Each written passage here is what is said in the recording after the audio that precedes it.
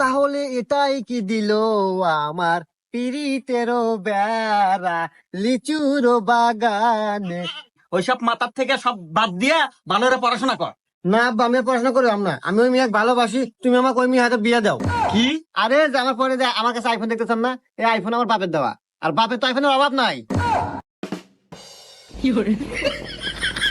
দাঁড়াও আব্বা, সাওয়ালের বাপের সাথে আমার একটু পার্সোনাল কথা আছে। দেখছো বা তোমার বেটাবো কি গুণিল, কি ভদ্র, বিয়ের আগে তোমার কত সম্মান দিতেছে। পার্সোনাল কথা কব, যাও পার্সোনাল কথা কব।